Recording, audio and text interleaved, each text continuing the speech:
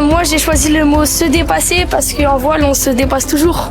Moi j'ai choisi le mot esprit d'équipe parce que c'est important d'avoir une bonne équipe pour faire des bons résultats.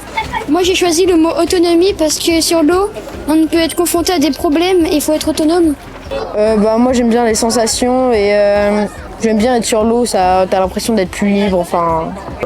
Gagner en autonomie. Lorsque notre entraîneur il nous dit de faire des choses, après lorsqu'on est tout seul pendant la régate, le but c'est de le faire soi-même pour pouvoir se débrouiller tout seul après.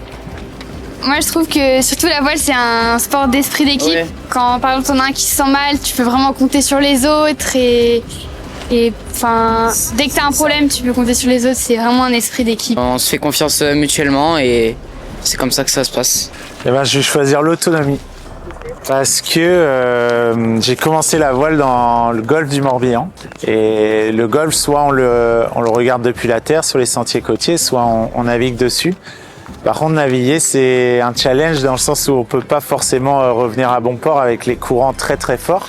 Et pour moi, quand je partais avec mon petit bateau dans le golfe du Morbihan, j'avais cette notion d'être un peu seul maître à bord et complètement autonome. Et je crois que c'est ce qui m'a plu dans ce sport et qui m'a fait choisir plutôt la voile que l'escrime, que je pratiquais aussi à l'époque. Et voilà, je regrette pas. J'ai choisi se dépasser car naviguer en flotte ça permet vraiment de se dépasser, de devenir le meilleur et ça pousse à être parmi les premiers à pomper plus que les autres, etc. On a choisi se dépasser parce que en club on essaie toujours de se dépasser, de s'améliorer. C'est pour ça du coup qu'on s'entraîne pour pouvoir du coup être là et pouvoir s'améliorer quoi. C'est pour ça que j'ai choisi se dépasser. Pour moi l'autonomie c'est savoir prendre des décisions,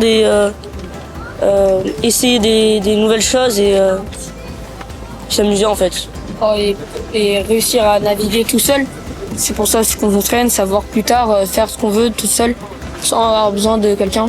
Moi je dis il faut toujours un début à tout, il faut toujours au moins essayer une semaine. Si t'aimes pas tu peux arrêter mais vraiment lance-toi parce que c'est un sport magnifique.